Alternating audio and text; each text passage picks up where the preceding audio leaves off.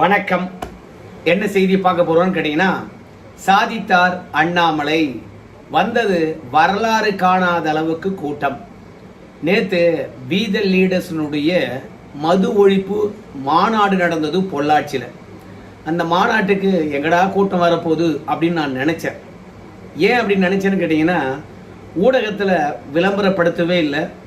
ரெண்டாவது, மாநாடு என்றாலே கோட்ரு கொடுக்கணும், கோழி பிரியாணி கொடுக்கணும். ஆனால் அந்த மாநாட்டில் கோட்ரு குடிக்கக்கூடாது என்பதற்காக தான் நடத்துகிறாங்க. அப்படி இருக்கும்போது கோட்ரு கொடுத்து அந்த மாநாட்டுக்கு ஆளை கூட்டு போவாங்களா? நிச்சயமாக இருக்காது. அது மட்டும் இல்லை, யார் பொறுப்பாளர், யார் மாவட்ட செயலாளர், யார் ஒன்றிய செயலாளர் என்று யாருக்கு எந்த பொறுப்பும் வழங்கப்படவே இல்லை. ஆனால் மது ஒழிப்புக்கான மாநாடு பொள்ளாச்சியில் நடக்குது, வந்துடுங்க அப்படின்னு சொன்னாங்க. ஒரு டிவியிலாவது விளம்பரப்படுத்தியிருக்க வேண்டும். அப்படி இல்லையா, சமூக வலைத்தளத்திலேயாவது பொள்ளாச்சியில் மாநாடு நடக்கும் போது எல்லாரும் வந்துருங்கப்பா அப்படின்னு பதிவுகள் போட்டிருக்கணும். எதுவுமே இல்லாத பொழுது எப்படா கூட்டம் வரும் அப்படின்னு சொல்லிட்டு நான் நினைச்சேன். உண்மையாகவே வரலாறு காணாத அளவுக்கு கூட்டம் தான். அதை ஏன் அப்படி சொல்றேன் அப்படின்றத இந்த வீடியோவில் விரிவாக பார்க்கலாம். ஆனால் அதற்கு முன்பாக இதுவரைக்கும் நம்ம சேனலை நீங்கள் சப்ஸ்கிரைப் பண்ணலைன்னா மறக்காம சப்ஸ்கிரைப் பண்ணிட்டு கொஞ்சம் சப்போர்ட் பண்ணுங்க. இது ஆரோக்கியமான அரசியல் கட்சியா மாறத்தான் போகிறது. 2031 தமிழ்நாட்டு மக்கள் முன்பு நம்முடைய அரசியல் கட்சி தமிழ்நாட்டு மக்கள் முன்பு நிற்கும். ஆரோக்கியமான அரசியலுக்காக நிற்போமோ தவிர அற்ப அரசியலுக்காக, அதிகாரம் வேண்டும் என்கின்ற அரசியலுக்காக, ஒரு மனிதனை கீழே தள்ள வேண்டும் என்கின்ற அரசியலுக்காக இன்னும் பெட்டரா காட்டுவோம், பெட்டரா கொடுப்போம், பெட்டரா சொல்லுவாங்க, இன்னும் பெட்டரா செய்வோம், பெட்டரான தலைவர்கள் அறிமுகப்படுத்துவோம், நல்ல மனிதர்களை கீழிருந்து பிடிச்சிட்டு மேலே கூட்டிட்டு வருவோம். மக்கள் அந்த வாய்ப்பு நமக்கு கொடுக்கத்தான் போறாங்க. அதனால் எதை பற்றியும் கவலை உங்களுக்கு வேண்டாம் அருமை சொந்தங்களே. அடுத்த 6 மாத காலம் நம்முடைய இலக்கு தெளிவு. 6 மாத காலம் என்ன செய்ய வேண்டும் என்பதிலும் தெளிவாக இருக்கின்றோம். அதை நாம் செம்மையாக செப்பனே செய்வோம். முதல்ல, அரசியல் தலைவர்களுக்கு இவ்வளவு கூட்டம் வந்ததே கிடையாது. நடிகர்களுக்கு மட்டும்தான் இந்த மாதிரி கூட்டம் வரும். ஆனால் அண்ணாமலைக்கு அப்படி ஒரு கூட்டம் வந்தது. அண்ணாமலை அவர்கள் பேசுகின்ற பொழுது உள்ளரங்கில் இருந்த கூட்டத்தை நீங்க பார்த்தீங்க. இப்போ வெளியே எவ்வளவு கூட்டம் இருந்தது நீங்க பார்க்கணுமா இல்லையா? இப்போ பாருங்க, இது உள்ள இடம் கிடைக்காததுனால வெளியவே உட்காந்து உள்ள என்ன பேசுறாங்கன்னு சொல்லிட்டு கட்டுப்பாடுன்னு வெளியே உட்காந்து கேட்டாங்க. ரெண்டாவது, வரலாறு காணாத அளவுக்கு கூட்டம் அப்படின்னு கேட்டீங்கன்னா, ஆமா, கூட்டம் அலை மோதியது. நம்முடைய காவல்துறையினரை பொறுத்த வரைக்கும் அண்ணாமலையை மேடைக்கு கூட்டின்னு வரதுக்கு 1 மணி நேரம் ஆச்சு. படாத பாடுபட்டுட்டாங்க. காவல்துறையினுடைய சட்டையெல்லாம் கிழிஞ்சு போச்சு, பட்டனும் அறுந்து போச்சு. அண்ணாமலை அவர்கள் மேடையிலே சொல்லுவார். அந்த அளவுக்கு கூட்டம். உண்மையாகவே தன்னெழுச்சியா வந்திருக்கிறாங்க. இதுக்கெல்லாம் காரணம் அண்ணாமலை அவர்கள் அந்த இளைஞர்கள் மத்தியில் ஏற்படுத்தி இருக்கக்கூடிய ஒரு நம்பிக்கை. அதையெல்லாம் தாண்டி விஜய் அவர்களுடைய தாக்கமும் அந்த கூட்டத்தினர் மத்தியில் இருந்தது. விஜய் பின்னாடி போனவங்கெல்லாம் இன்னைக்கு சட்டமன்ற உறுப்பினராக இருக்காங்க, அமைச்சராக இருக்கிறாங்க. ஸோ அண்ணாமலை பின்னாடி போனால் நாமளும் அமைச்சராகிவிடலாம், சட்டமன்ற உறுப்பினர் ஆகிடலாம் அப்படின்னு தன்னெழுச்சியாக வந்திருக்கிறாங்க அந்த கூட்டத்துக்கு. அதில் எந்த விதமான மாற்று கருத்தும் இல்லை.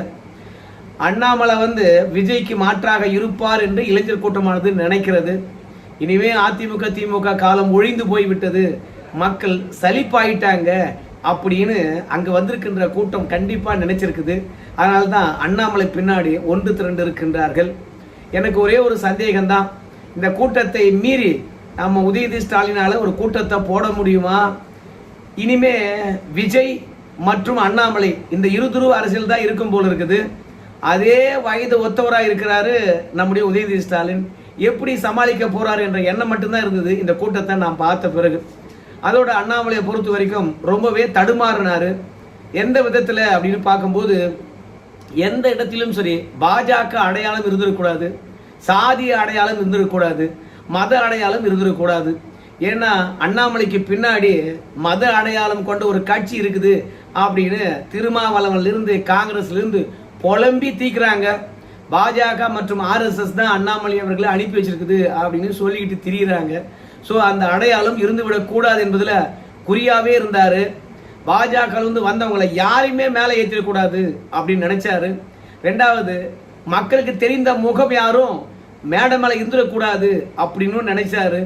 ஏன்னா பாருப்பா, இவங்க தான்பா இனிமே பொறுப்புக்கு வர போறாங்க, பாஜகவில் கோல் வச்சுனாங்க, இங்க வந்துட்டாங்க, இவங்களுக்கு தான் பொறுப்பு கிடைக்க போகுது அப்படின்னு யாரும் அவநம்பிக்கை கூடாது. ரெண்டாவது, பாஜக சித்தாந்தம் கொண்டவங்க அதிகமான பேர் இருக்காங்கன்னா அண்ணாமலைய அதே சித்தாந்தத்தில் தான் அழைச்சிட்டு போவாங்க. நிச்சயமா தமிழ்நாட்டு அரசியலுடன், தமிழ்நாட்டு பண்பாட்டு அரசியல் கலாச்சாரத்துடன் அண்ணாமலையை விடமாட்டாங்க போல இருக்குது. நாம அண்ணாமலையை பொறுத்த வரைக்கும் விஜய் மாதிரி பயணத்தை தொடர்வார்னு பார்த்தா இவனுக்கு வந்துட்டானுங்க பாஜக காரனுங்க, அந்த பக்கம் அழைச்சிட்டு போவாங்களோ அப்படின்ற ஒரு எண்ணம் வந்துடும் என்பதனாலே அண்ணாமலை அவர்கள் பாஜக வந்தவங்களை கீழே உட்காருங்க அப்படின்னு சொல்லிவிட்டு முகத்தை காட்டாம அப்படியே தவிர்த்து விட்டாரு. அது மட்டும் இல்ல, நேற்று நடந்த மாநாடு தொடர்பாக அண்ணாமலை அவர்கள் ஒரு வார்த்தை சொல்லுகின்ற போது எனக்கே மகிழ்ச்சியாக தான் இருந்தது. என்ன தெரியுமா, அண்ணாமலையுடைய அமைப்புல 17% பெண்கள் இணைந்திருக்கின்றார்களாம். எந்த ஒரு அரசியல் கட்சியிலும் நமக்கு தெரிந்து 17% பெண்கள் இணைந்தில்ல. இப்ப விஜய் அவர்கள் கட்சி தொடங்கி இருக்கின்றாரு, ஆட்சி கட்டில ஏற்றாரு. அவர் நடிகராக இருப்பதனால ஆண் பெண் சமமாக இருக்கலாம். ஆனால் ஒரு அரசியல் கட்சியில இருந்து ஒருத்தர் தனியாக இயக்கம் காணுகின்ற பொழுது பெண்கள் அவங்களை நம்பி வர்றது குறைவாகத்தான் இருக்கும். ஆனா அண்ணாமலையை நோக்கி கிட்டத்தட்ட 17% பெண்கள் வந்திருக்காங்கன்னா அந்த கட்சி நல்ல வளர்ச்சி அடையும். ஏன்னா பெண்களிடையே போய் சேர்ந்து போச்சுன்னா அந்த குடும்பத்தில் இருக்கின்ற எல்லா வாக்கும் கண்டிப்பா அந்த தலைவனுக்கு தான், அந்த கட்சிக்கு தான். எப்பவுமே பெண்கள் வாக்கு இல்லை என்றால் எந்த கட்சி வெற்றி பெறாது. இப்ப விஜய் அவர்கள் வெற்றி பெற்றது யாருடைய வாக்குல? பெண்கள் மற்றும் சிறுபான்மையர் மற்றும் தலித் வாக்குகள்ல. அண்ணாமலை பொறுத்த வரைக்கும் ஓரளவுக்கு பெண்களை இழுத்து விட்டாரு. அதிமுக தொடர்ந்து வெற்றி பெறத்துக்கு காரணம் ஒண்ணு, எம்ஜிஆர் காலத்திலையும் பெண்கள் தான், ஜெயலலிதா காலத்திலும் பெண்கள் தான் அவங்களுக்கு கை கொடுத்தார்கள். இப்போ விஜய்க்கும் அதே பெண்கள் தான் கை கொடுத்திருக்காங்க. இப்போ அண்ணாமலைக்கும் 17% பெண்கள் ஆதரவு தெரிவித்திருப்பதனால கண்டிப்பாக அரசியல் மாற்றம் அண்ணாமலையால நிகழப்போகுது என்பதுல சந்தேகமே இல்லை. அதை அண்ணாமலை அவர்களே மேடையில தெரிவிப்பாரு. இளைஞர்கள் எல்லாம் ஒன்று கூடி ஒரு ஆட்சி மாற்றத்தை கொண்டு வந்திருக்கின்றீர்கள், அதே மாதிரி 2031 ஒரு ஆட்சி மாற்றத்தை கொண்டு வர போறீங்க அப்படின்னு சொன்னாரு. அப்புறம் கட்சி தொடங்க போறேன், கவலைப்படாதீங்க அப்படின்னு சொல்லிட்டாரு. இந்த அண்ணாமலையை பொறுத்த வரைக்கும் சாதி மதம் எல்லாவற்றையும் வீட்டிலேயே பூட்டிட்டு வந்துட்டேன், நம்ம மதத்தை வச்சு அரசியல் பண்ணி அழிந்தது போதும், அதனால இனிமே மதத்தின் பின்னாடி போக போறதில்ல, சாதியின் பின்னாடி போக போறதில்ல என்று சொல்வதன் மூலமாக பாஜக அரசியல் என் அரசியல் கிடையாது, அப்படி நம்பி வந்தீங்கன்னா ஏமாற்றம் அடைய வேண்டியதுதான் அப்படின்னு சொல்லியிருக்கின்றாரு. அது மட்டும் இல்ல, அந்த கட்சிக்கு 5 கொள்கைகள் இருக்குது அப்படின்னு சொன்னாரு. அது மட்டும் இல்லாம 6 தீர்மானங்கள் ஏற்றினாரு. அந்த 6 தீர்மானத்தை பொறுத்த வரைக்கும் மது ஒழிப்புக்கானது. என்னை பொறுத்த வரைக்கும் இந்த மது ஒழிப்பு கான்செப்ட் தேவையில்லைன்னு தான் நினைக்கிறேன். மதுவினால கண்டிப்பா போதையினால ஒவ்வொரு குடும்பமும் பாதிப்படையுது, நேரடியாகவோ மறைமுகமாகவோ, இல்லைன்னு சொல்லல. ஆனா இந்த மது ஒழிப்பு கான்செப்டை எம்ஜிஆர் எடுத்தாரு, ஜெயலலிதா எடுத்தாங்க, எடப்பாடியார் எடுத்தாரு, ஏன் ஸ்டாலின் கூட எடுத்தாங்க. அதுக்கப்புறம் திருமாவளவன் மது ஒழிப்பு மாநாடே போட்டாரு. ஆனா இந்த மது ஒழிப்பு மாநாடும் ரெண்டாவது மது ஒழிப்பு பிரச்சாரமும் அரசியல் களத்துல பெருசா எடுபட்டதே கிடையாது. விஜய் கூட மது ஒழிப்பை பற்றி பேசல, அதை முறைப்படுத்துவோம் என்று பேசினார். அதனால அடுத்த முறை நம்முடைய இயற்கையை பேணி காக்கின்ற முயற்சியை கையில் எடுத்திருக்கின்றார். கிட்டத்தட்ட 50 லட்சம் மரங்களை நடப்போறோம் அப்படின்னு சொல்லியிருக்கின்றார். குறிப்பா அவருடன் இருக்கிறவங்க ஏதாவது ஒண்ணு மக்களுக்கு பயனுள்ள வேலையை செய்யணும் அப்படின்னு ஆசைப்படுறாரு. அண்ணாமலையை பொறுத்த வரைக்கும் தன்னை பற்றியான சந்தேகம் யாருக்கும் இருந்து விடக்கூடாது என்பதற்காக நீ தேசியவாதியா இல்ல தமிழ் தேசியவாதியா அப்படின்னு கேட்கும்போது பெருமை மிகு இந்தியன், ஆனா பண்பாட்டு ரீதியாக தமிழன் அப்படின்னு சொல்லியிருக்கிறாரு. உங்க எல்லாருக்கும் தெரியும், நம்ம கரூர்ல இருக்கக்கூடிய முருகன் கோயில் சொத்து 3085 ஏக்கரா தாரை வார்க்கின்ற விஷயம் அண்ணாமலை இந்த அரசாங்கம் போட்டிருக்கக்கூடிய அரசாணையை ஆதரித்தார். இனாம் நிலங்கள் தான் அது, கோயில் நிலங்கள் கிடையாது. இனாம் நிலங்கள்ல மக்கள் யாரெல்லாம் வேலை பார்த்தாங்களோ வீடு கட்டியிருந்தாங்களோ அவங்களுக்கே பட்டா போட்டு கொடு. திமுக காரன் இந்த இனாம் நிலங்களை கோயில்ல சேர்த்துட்டான். கோயில் சொத்துக்களுக்கு கவர்மெண்ட்ல 0 மதிப்பீடு. இந்த இனாம் நிலங்களையும் கோயில் சொத்துடன் சேர்த்துட்டோம்னா அந்த நிலத்துக்கு 0 மதிப்பீடு. கடைசியில ஆட்சிக்கு திமுக மீண்டும் வந்தா இந்த இனாம் நிலங்களை அப்படியே ஆட்டையை போட்டுடலாம். ரிஜிஸ்டர் பண்ணும்போது அதிகமா பணம் வாங்க மாட்டாங்க. அதனால அது கோயில் நிலம் என்று சொல்லிட்டு திமுக காரன் அதுல சேர்த்ததுனால இப்ப கோயில் நிலத்தை அப்படியே வீடு கட்டி வாழ்ந்தவனுக்கு பட்டா பண்ணி கொடுக்குறீங்களா அப்படின்னு பிரச்சனை ஏற்பட்டது இல்லையா. நம்ம தவேக அரசாங்கமானது பட்டா போட்டு கொடுக்கறதுக்கு அரசாணை வெளியிட்டதுல அதை அண்ணாமலை ஆதரித்தார். அதனால அண்ணாமலை இந்து விரோதி அப்படின்னு சொல்றாங்களாம். எச் ராஜா கூட இந்த இனாம் நிலத்தை வந்து யாரெல்லாம் இனாம் நிலத்துல வாழ்ந்தாங்களோ அவங்களுக்கு கொடுத்துருங்கன்னு சொன்னார். அவர் அப்போ இந்து விரோதியா? எடப்பாடி பழனிசாமி தேர்தல் வாக்குறுதியிலே சொல்லியிருந்தார். அப்போ இந்து விரோதியா? ஏன்பா அந்த நிலத்தை பற்றி அடிப்படையா எனக்கு தெரியும், அதனால நான் சொன்னேன் அப்படின்னு வந்து அண்ணாமலை அவர்கள் சொன்னாரு. நான் இந்து விரோதி தான் என்றால் நான் அப்படியே இருந்துட்டு போறோம்போ அப்படின்னு சொல்லி இருக்கிறாரு. அது மட்டும் கிடையாது, நாமெல்லாம் எதன் மூலமாக ஒன்றிணைய வேண்டும் அப்படின்னு பார்க்கும்போது சேவை என்ற ஒன்றுக்காகவே நம்ம ஒட்டுமொத்த பேரும் ஒன்றிணைந்து இருக்கின்றோம். கிட்டத்தட்ட 7.5 லட்சம் பேர் வந்து இந்த வருஷம் அரசு பள்ளியை நோக்கி போகலையாம், சுத்தமா குறைஞ்சு போச்சான். அதே மாதிரி 2020 வந்து உயர்கல்விக்கு போனவங்க 50% பேர், ஆனா இன்னைக்கு 45% பேர்.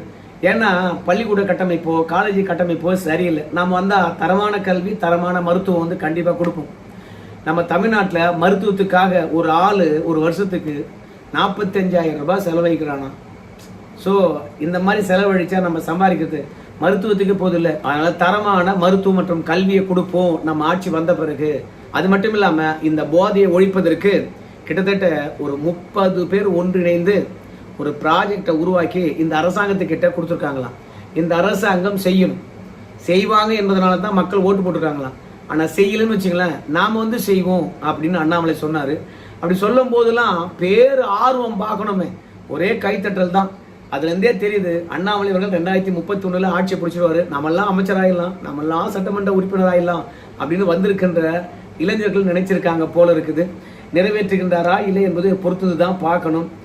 அது மட்டும் கிடையாது, இப்போ 5 குறிக்கோள் இருக்குது அப்படின்னு சொன்னாங்க இல்லையா.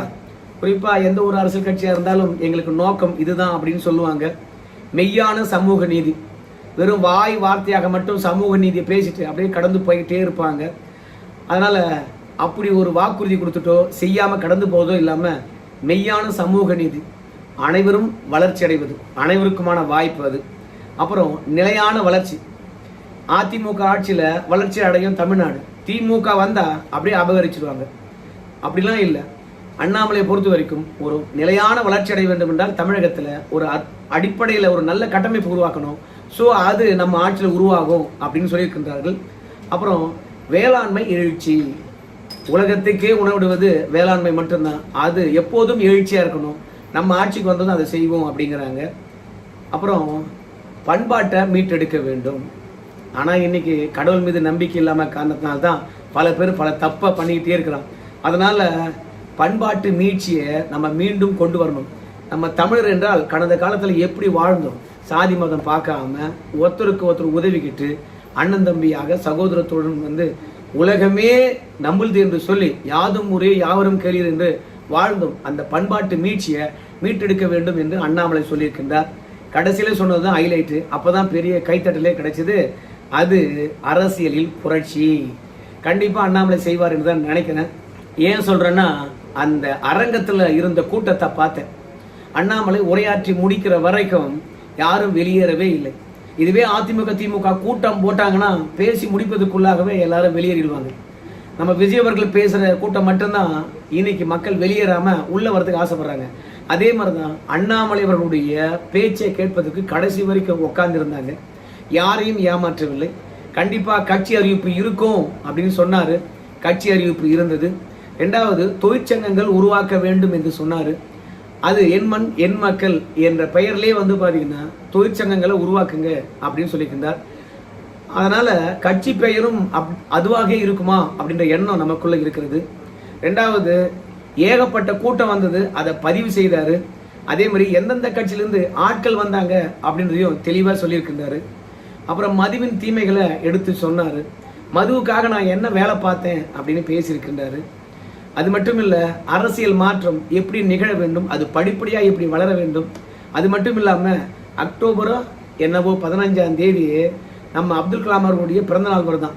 அன்னைக்கு அரசியலை கற்றுக் கொடுக்கக்கூடிய பாசறையை தொடங்க போறாராம். ஸோ அதன் மூலமாக ஒரே வருஷத்துல கிட்டத்தட்ட 5 லட்சத்துக்கும் மேற்பட்டவர்களுக்கு பயிற்சி கொடுத்து அனுப்ப போறாராம். ஸோ அது மட்டும் இல்ல, ஒவ்வொரு ஜூலை மாதமும் வந்து ஒயிட் காலர், அதாவது மது ஒழிப்பினுடைய மாநாடு நடத்துறதுனால தொடர்ந்து ஒவ்வொரு வருஷமும் மது ஒழிப்பு பற்றிய பேசப்படும், மாநாடு நடத்தப்படும். இது அப்படியே தொடரும் அப்படின்னு சொல்லியிருக்கின்றார். அதே மாதிரி உறுதிமொழி எடுத்துக்கொண்டார்கள் மது ஒழிப்பது தொடர்பாக. பல பேருக்கு ஒயிட் காலரை அணிவிச்சு இவங்கெல்லாம் தன்னார்வலர்கள் மது ஒழிப்புக்காக என்று அறிமுகப்படுத்தினார். அது மட்டும் இல்லை, இளைஞர்கள் தான் கிட்டத்தட்ட 57% அண்ணாமலையுடைய கட்சியில் இணைந்திருக்கின்றார்களாம். இன்னும் சொல்ல போனோம்னா 19 லட்சத்தை கடந்திருக்கிறதா உறுப்பினர் எண்ணிக்கை. 50 லட்சம் ஆன பிறகு நாம தவேகாவை வச்சு செய்வோம். ஒரு வருஷம் அவங்களுக்கு டைம் கொடுப்போம். ஏன்னா யாரும் சட்டமன்ற உறுப்பினராக இருந்தவங்க இல்லை, அமைச்சராக இருந்தவங்களும் அல்ல, மக்கள் பிரதிநிதியாக இப்போதான் முதன்முறையாக வந்திருக்காங்க. அதனால அவங்கள வச்சு செய்வதற்கு கொஞ்சம் கால அவகாசம் எடுத்துக்குவோம் அப்படின்னு அண்ணாமலை சொல்லியிருக்கின்றார். பார்க்கலாம். அண்ணாமலை மீது நம்பிக்கை வச்சு ஏகப்பட்ட கூட்டம் வந்தது. வரலாற்றிலே வராத கூட்டம். காசுக்கு வரல, ஆனால் பதவிக்கு ஆசைப்பட்டு வந்திருக்காங்க. நல்ல மாற்றத்தை அண்ணாமலை கொடுத்து ஆட்சி கட்டில் ஏறுவாரா? நம்பி வந்தவங்களுக்கெல்லாம் எம்எல்ஏ, எம்பி, அமைச்சர் பதவியெல்லாம் கிடைக்குமா? உங்கள் கருத்து சொல்லுங்க. நன்றி.